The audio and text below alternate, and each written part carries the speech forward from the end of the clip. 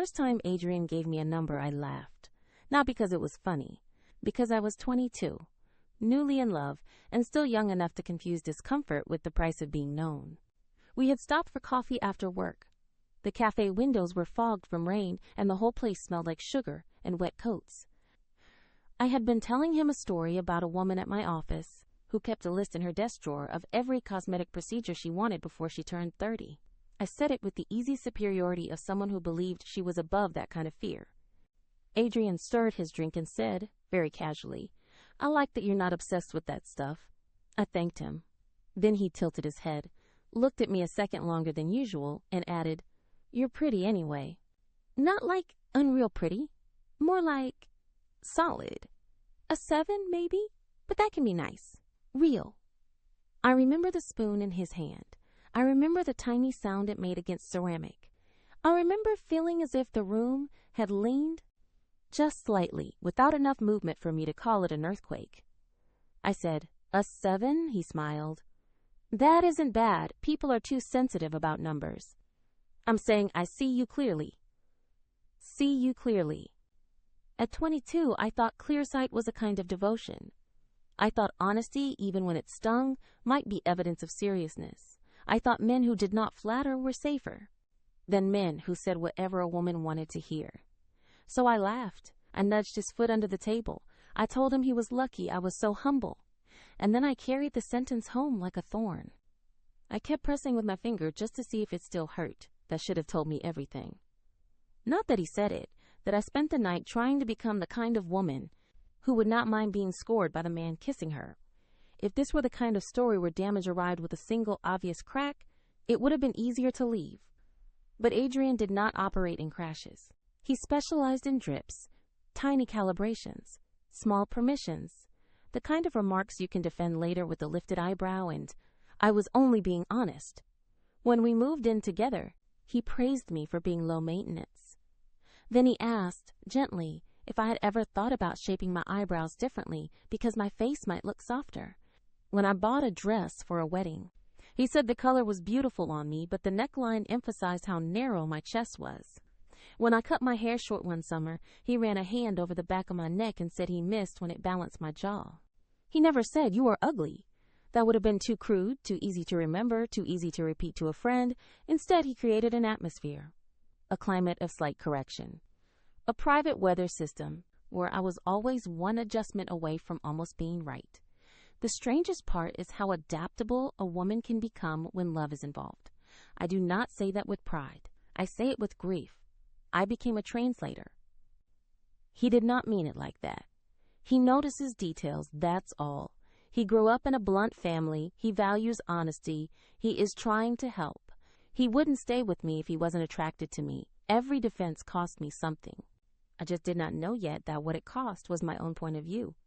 We married at 25. By then, I could already predict which version of my body would earn temporary peace. Not admiration. Not delight. Peace. If I kept my hair long, he called me feminine. If I trimmed it, he said it exposed the wrong angles. If I wore fitted clothes, he appreciated the effort but suggested I build more shape first. If I wore loose clothes, he asked whether I was letting myself go. It was never exactly enough. That was the design. I know that now. At the time, I only knew that I lived inside a moving target. Our daughter was born in the second year of our marriage. Our son followed 3 years later. Motherhood reorganized my body, my time, my patience, and my illusions. Pregnancy had made me tender in ways I did not expect. Not emotionally. Practically. You become public property when you are carrying a child. People comment on size, shape, swelling, weight, color, fatigue, all with the airy confidence of people describing weather. You learn how much of womanhood is treated as communal territory. I thought, naively, that home would be the place where measurements stopped. For a while, Adrian was careful, at least during the obvious seasons. He brought me tea when I was nursing. He held the baby while I showered. He told visitors I was doing great. To other people, he looked like the kind of husband women in comment sections call a good one. Present. Capable. Not flashy. That was part of what made me doubt myself for so long. Cruelty is easier to name when it is total. When a person is bad in every direction, You do not have to argue with your own memory. But Adrian packed school lunches. He remembered vaccine appointments. He could charm every grandmother at every family gathering.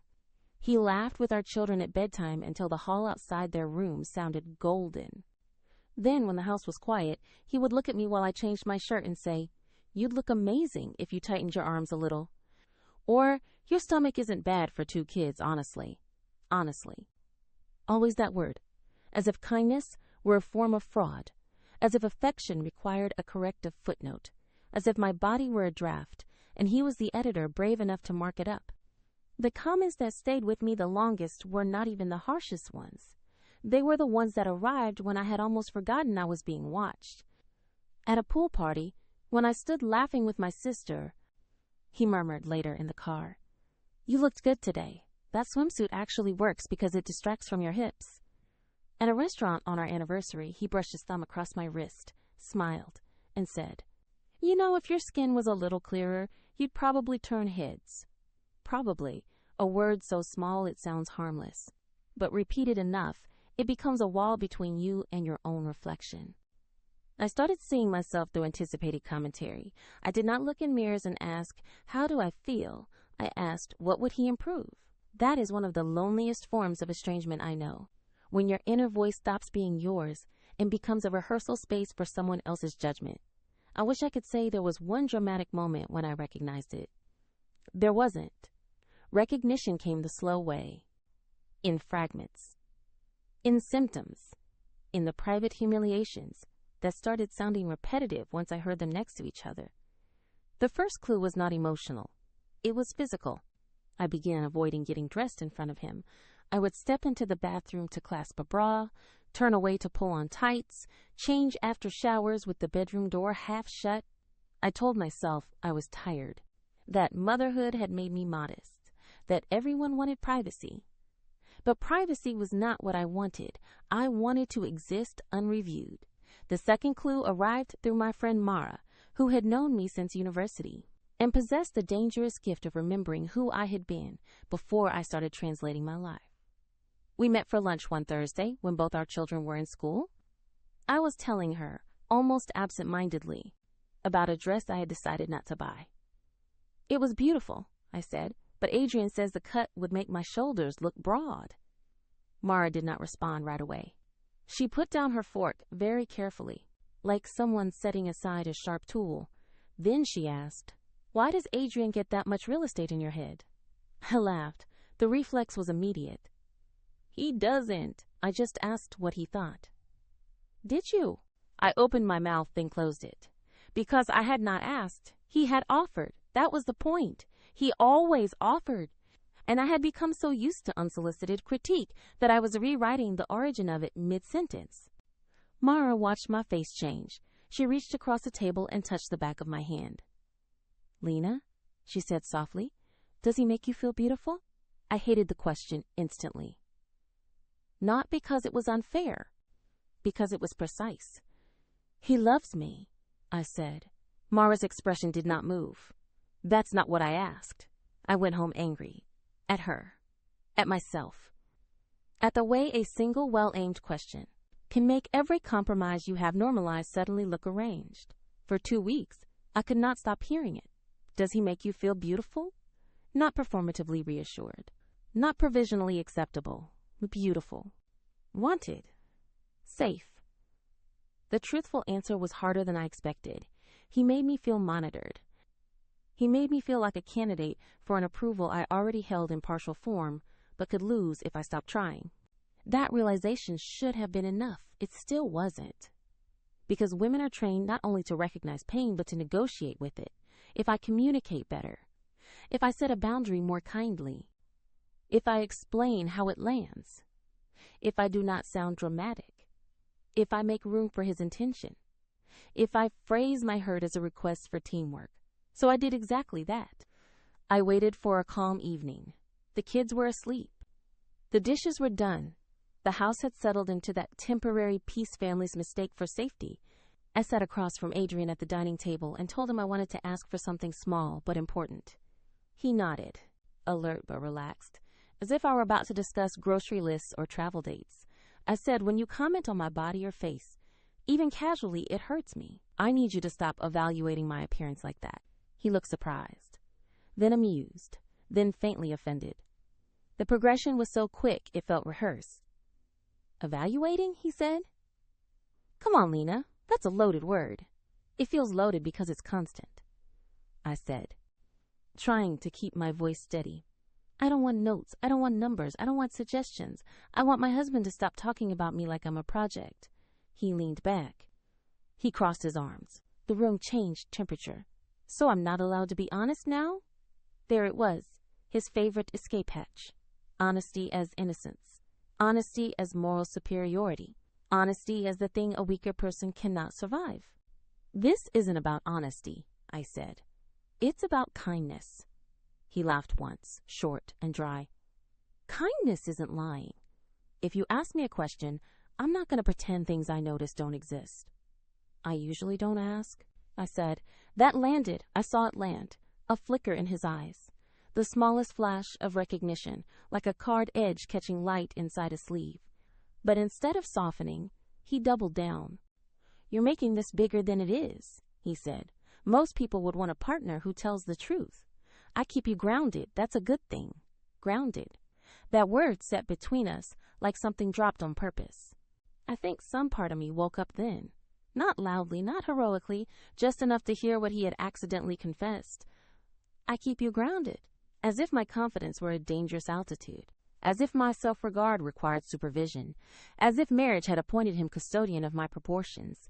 I went very still. Grounded from what? I asked. He shrugged. From getting unrealistic. Everyone needs perspective. Everyone needs perspective. I could have argued for an hour. Instead, I felt a deep, clean exhaustion. The kind that arrives when confusion finally loses its last disguise. A week later, I joined a strength class at the gym Mara loved. I told everyone, including myself, that I wanted better energy, better sleep, a stronger back, all of which were true. But beneath those practical reasons was a private hunger I had not admitted out loud. I wanted a relationship with my body that did not pass through Adrian first. The class met 3 mornings a week. Deadlifts, rows, carries, movements that asked my body not how decorative it was, but how much it could do. It changed me faster than I expected. Not physically at first, mentally. There is something almost holy about discovering your own force. In a room where no one asks you to apologize for taking up space. The mirrors there were functional, not judgmental. They reflected position, not worth. No one spoke about fixing me. They spoke about form, stability, breath, progress, capacity. For the first time in years, I started feeling gratitude toward my body that had nothing to do with whether it pleased a man. My legs carried more weight. My shoulders steadied. My posture changed. I slept harder. I laughed easier. Even my children noticed. Mom, you're fast now, my son said one afternoon while I chased him in the yard. Adrian noticed too. Of course he did. At first, he framed it as admiration. You're really sticking with this. I can tell you're toning up. It suits you to have a goal. But soon the old machinery returned, newly calibrated. One night, while I folded laundry, he touched my upper arm and said, Careful. If you get too bulky there, it won't look feminine anymore. Another morning, watching me tie my shoes, he said, The muscle is good, but your body fat still hides definition. Good, but. Stronger, but. Better, but. Every sentence arrived with a leash attached. Something had changed in me by then, though. The comments did not enter as deeply. They still hurt, but they no longer sounded like truth. They sounded strategic, like someone moving weights around in a room because he preferred me off balance. I began writing them down. Not dramatically. Not as evidence for a courtroom. Just in the notes app on my phone. Date, comment, context. A private ledger for my own sanity. Tuesday. Said my waist looked better, but my arms were getting too thick. Friday. Said a dress would work if my chest filled it more. Sunday after brunch with his parents. Joked that I was intimidating lately and needed to stay humble. Stay humble. There it was again. The same philosophy in different clothes. Grounded, humble, realistic, words designed to make diminishment sound protective. The break came on a Saturday in early spring. Nothing cinematic. No shattered plate, no public betrayal. Just a school fundraiser, a folding table of raffle baskets, and fluorescent lights cruel enough to make every parent look tired. I had worn a simple navy dress and a pair of earrings my daughter helped me choose. On the way out the door, she grinned and said, "Mommy, you look like the important lady in a movie." I laughed and kissed her forehead. I carried that sentence with me all evening, light as a ribbon. At the fundraiser, I spent most of the night helping stack donated books, checking numbers, keeping children from climbing under tables, doing the invisible labor I have always done best. Several women from the school complimented my dress. One of the fathers from the PTA asked whether I had been running because I looked strong. It was ordinary, harmless, social, nothing flirtatious, nothing memorable, except perhaps to a man already keeping score in his own head. When we got home, I slipped off my shoes by the stairs and started gathering the bobby pins falling out of my hair. Adrian stood in the doorway of our room, watching me in the mirror. "You like the attention tonight," he said. I turned. "What attention?" He shrugged. "Come on. You were eating it up." I felt irritation first, then caution. People were being friendly. "Sure," he said. Then, after a pause calculated to sound accidental, "Just don't let it get to your head. You're looking better lately, but not enough to start acting like you're extraordinary." There are sentences that divide a life into before and after, not because they are the worst thing ever said, but because they arrive when your denial has run out of room. I looked at him in the mirror, really looked, not at the handsome face I had defended, not at the father of my children, not at the man I kept trying to interpret generously. I looked at the person who had just seen me come home warm, confident, alive, and felt compelled to reduce me before I could enjoy it. And suddenly every old comment lined up behind that one like receipts. The 7, the eyebrows, the neckline, the skin, the hips, the arms, the chest, the humility, the grounding, all of it pointed in one direction. Not improvement, management. I did not cry. That surprises people when I tell it now. I did not rage either. I felt something much colder and more useful. Recognition. "You don't love me," I said quietly. He frowned, almost bored. "Don't be ridiculous. You love access to me. You love being the voice that gets the final say in how I see myself. That isn't the same thing." His expression changed then.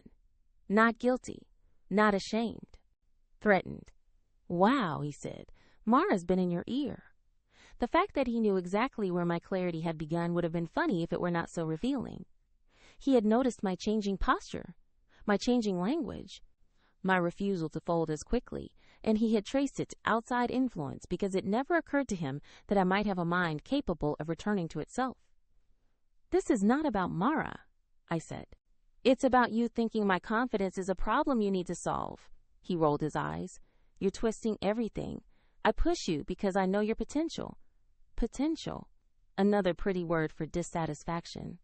"No," I said, "you push me because if I ever felt fully good in my own skin, I'd hear you clearly." Silence. Long, sharp, undeniable. He turned away first. That mattered to me, though I would not have admitted it then. He turned away not because he agreed, but because the conversation no longer allowed him his favorite role, the reasonable man speaking hard truths to an overly sensitive woman.